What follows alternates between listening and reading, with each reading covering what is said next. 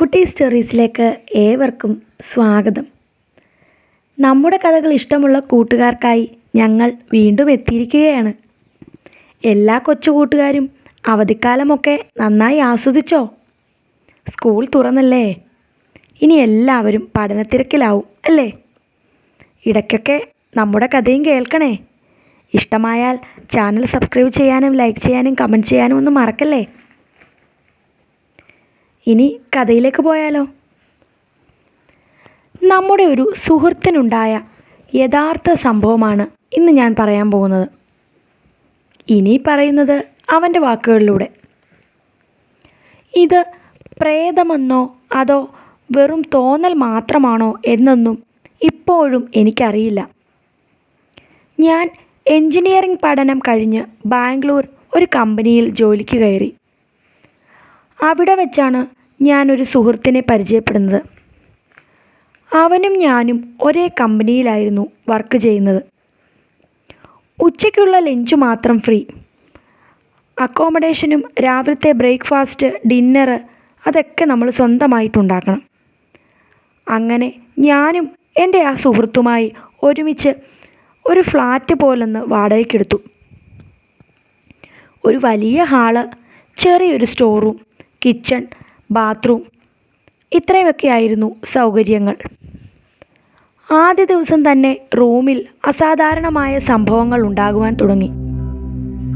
കിടക്കുന്ന ഹാളിനുള്ളിൽ ഒരു പ്രത്യേക ചൂടും രോമം കരിയുന്ന ഒരു തരം മണവും. ഡെറ്റോൾ പോലെയുള്ള ലിക്വിഡ് ഉപയോഗിച്ച് ഞങ്ങൾ മുറിയെല്ലാം കഴുകിയെങ്കിലും വിയർക്കുന്ന ചൂടും മണവും ഒരിക്കലും മാറിയിരുന്നില്ല. ഇത് പതിവായപ്പോൾ എന്താണ് സംഭവിക്കുന്നത് എന്നറിയാനായി ഞാനും അവനും അന്വേഷണം ആരംഭിച്ചു. അങ്ങനെ നോക്കിയപ്പോഴാണ് ഫ്ലാറ്റിന് താഴെ ചിലയിടത്ത് ആളുകൾ ചപ്പുചവറുകളിട്ട് കത്തിക്കുന്നത് ഞങ്ങളുടെ ശ്രദ്ധയിൽപ്പെട്ടത്. അപ്പോൾ കരിയുന്ന മണത്തിൻ്റെ കാര്യം എന്താണെന്നൊരു തീരുമാനമായി. പിന്നീടുള്ള ദിവസങ്ങളിൽ വിയർക്കുന്ന ചൂടും എന്തോ കരിയുന്ന മണവും തുടർന്നു കൊണ്ടേയിരുന്നു.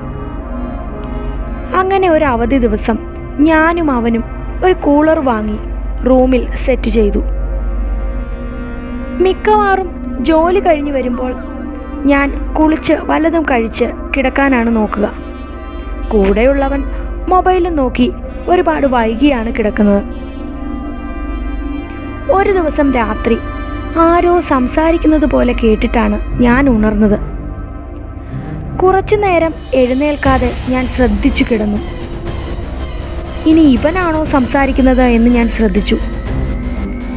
അല്ലെന്ന് ഉറപ്പായപ്പോൾ മൊബൈൽ ലൈറ്റ് ഇട്ട് എഴുന്നേറ്റ് സ്വിച്ച് ഓണാക്കി നോക്കി. എനിക്കൊന്നും കാണുവാൻ സാധിച്ചില്ല. ഇത് ഞാൻ രാവിലെ അവനോട് പറഞ്ഞപ്പോൾ അവനും ഇതുപോലെ പലപ്പോഴും കേൾക്കാറുണ്ടെന്ന് എന്നോട് പറഞ്ഞു. അങ്ങനെ ഇരിക്കെ ഒരു ദിവസം അവൻ അത്യാവശ്യമായി നാട്ടിൽ പോകേണ്ടതായി വന്നു. അന്ന് രാത്രി എൻ്റെ മനസ്സിൽ എന്തോ ഒരു ഭയം. ഓരോരോ കാര്യങ്ങളൊക്കെ ആലോചിച്ച് ഞാൻ കിടന്നു എങ്ങനെയോ ഉറങ്ങി. എപ്പോഴോ രാത്രി ആരോ സംസാരിക്കുന്നത് കേട്ട് ഞാൻ പതിയെ ഉണർന്നപ്പോൾ മുറിക്കുള്ളിൽ നല്ല ചൂട്. ഞാൻ നന്നായി വിയർന്നിട്ടുമുണ്ട്.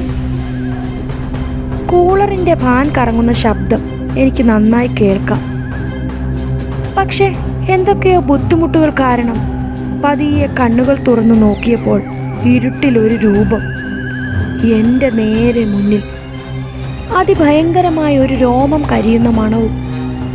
എൻ്റെ മനസ്സ് തന്നെ ഇത് സ്വപ്നമാണ് എന്ന് ആവർത്തിച്ച് പറഞ്ഞുകൊണ്ടേയിരുന്നു. പെട്ടെന്നായിരുന്നു എൻ്റെ കഴുത്തിൽ ആരോ ഞെരിക്കുന്നത് പോലെ. എത്ര ശക്തിയെടുത്തിട്ടും എനിക്കത് മാറ്റുവാൻ സാധിക്കുന്നില്ല. എനിക്ക് അനങ്ങാനേ പറ്റുന്നില്ല. ഏതോ ഒരു ചുഴിയിൽ പെട്ടതുപോലെ സംഭവിക്കുന്നു. അങ്ങനെ കണ്ണു തുറന്നു നോക്കിയപ്പോൾ നേരം ഏതാണ്ട് വെളുത്തിട്ടുണ്ട്. ഞാൻ കഴുത്തിൽ പിടിച്ചപ്പോൾ നല്ല വേദനയും ഉമിനീര് പോലും ഇറക്കാൻ പറ്റാത്ത പോലെ വേദനയായി. കണ്ണാടിയിൽ നോക്കിയപ്പോൾ നല്ല പോലെ ചുവന്നിട്ടുണ്ട്. ഇതൊക്കെ എൻ്റെ വെറും തോന്നൽ മാത്രമാണെന്ന് എനിക്ക് വിശ്വസിക്കാനാണ് ഇപ്പോഴും ഇഷ്ടം. പക്ഷേ ഞാനന്ന് രാത്രി അനുഭവിച്ച വേദന, ഞാനും അവനും അനുഭവിച്ച ആ കരിഞ്ഞ മണം, വിയർക്കുന്ന ചൂടും, ഞാൻ ഒറ്റയ്ക്ക് രാത്രി മുന്നിൽ കണ്ട ആ രൂപം ഇതിനൊന്നും ഉത്തരം എനിക്ക് ഇന്നും അറിയില്ല. ഈ സംഭവത്തിന് ശേഷം ഞാൻ ലീവ് എടുത്ത് തൽക്കാലം നാട്ടിലേക്ക് യാത്ര തിരിച്ചു.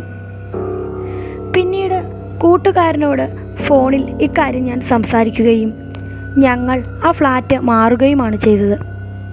അവിടെ സംഭവിച്ചത് എന്താണെന്നോ പിന്നീട് അവിടെ ആരെങ്കിലും താമസിക്കുവാൻ വന്നോ എന്നോ ഞങ്ങൾ അന്വേഷിച്ചില്ല. കാരണം ഭയം എന്ന വികാരം തന്നെ. പറഞ്ഞാൽ ആരും വിശ്വസിക്കില്ല. ഇങ്ങനെ നമുക്ക് ചുറ്റും ഒരുപാട് നെഗറ്റീവ് സംഭവങ്ങൾ നടക്കുന്നുണ്ട്. ഇതേപോലെയുള്ള സംഭവങ്ങൾ നിങ്ങൾക്ക് ഉണ്ടായിട്ടുണ്ടെങ്കിൽ തീർച്ചയായും കമൻറ്റ് ബോക്സിലൂടെ അറിയിക്കാൻ മറക്കല്ലേ. കഥകൾ ഇഷ്ടമായാൽ ചാനൽ സബ്സ്ക്രൈബ് ചെയ്ത് സപ്പോർട്ട് ചെയ്യണേ. അടുത്ത കഥയുമായി വരും വരെ ബൈ.